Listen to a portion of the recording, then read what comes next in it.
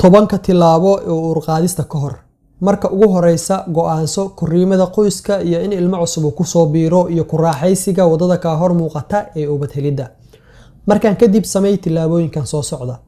Ka hor inta aysan isu diyaarin haweeneydu uur qaadista waa inay samaysataa jadwal schedule ama booqasho takhtarkeeda haweenka si ay uga soo qaadato talo ku habboon wareegeeda caadada iyo qaabka uu shaqeeyo jirkeeda.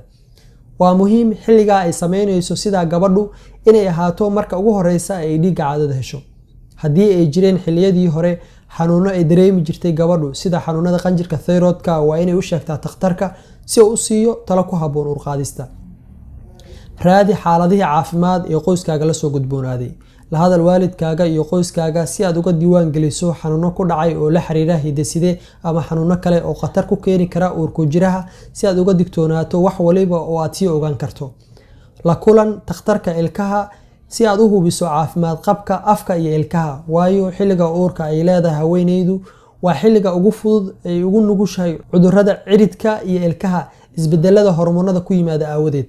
Markaan waxa aad heli doontaa hubin guud xanuunada ilkaha iyo ciridka si aadan ugu baahan marka aad uurka qaado dawooyinka xanuun baabi'iyaha ah oo xanuunka ilkaha lagu yareeyo oo caqabad ku noqon kara uurka cusub. Talaalka uur qaadista ka hor waa arrin kale oo muhiim ah inaad istallaasho inta aadan helidda uurka u diyaar garoobin.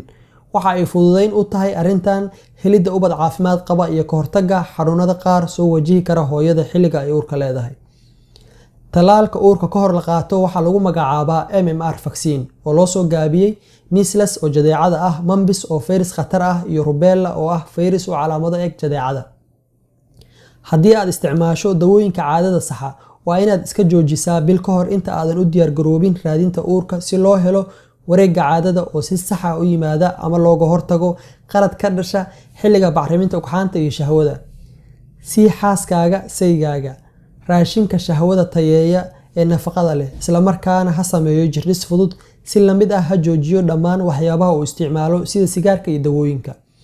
Qaado dawooyinka loo qaato uur isu diyaarinta oo hubi inaad ku sugan tahay xaaladda ugu wanaagsan ee jir u diyaar garoobay marxaladan oo kale.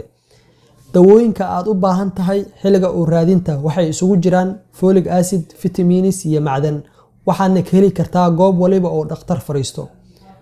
Wax ka bedelidda noloshii hore waa muhiim sababtoo ah waxa loo baahan yahay isticmaalka raashinka qolofta leh ee jirka waqtiga badan ku jiri kara iyo sida oo kale qudaarta iyo wax waliba oo borotiinku ku badan yahay sida kalluunka, ukunta, kuwaas oo faa'iido u leh soo saarista taran awood leh isla markaana bacrimi kara.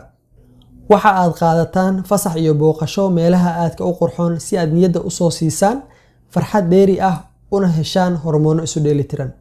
Sida dhabta ah helista caruur waa juhdiga ugu weyn ee uu qoys bixin karo. Marka waa muhiim in aad xisaabisaan, go'aansataan halka xilliga iyo sida ay u ekaanayso nolosha bilaha ay gabadhu uurka sidayso. Si gaar ah 3 bil ee ugu horeysa maadaama bilaha ay dhibta ugu badan marayso gabadha uurka leh oo ay qayb ka tahay xilliga walaca. Qormadan iyo kuwa kale oo la xiriira caafimaad qabka qoyska iyo ciladaha soo wajaha hooyada uurka leh iyo xanaanada ay u baahan tahay iyo marka ay dhasho kadib 6 bil ee ugu horeysa nafaqada ay u baahan tahay carruurta waxaad ka daalacan kartaa buugga la magac baxay qoys deeqe oo qoray Dr. Shariif Xidig. Waa mahadsantiin.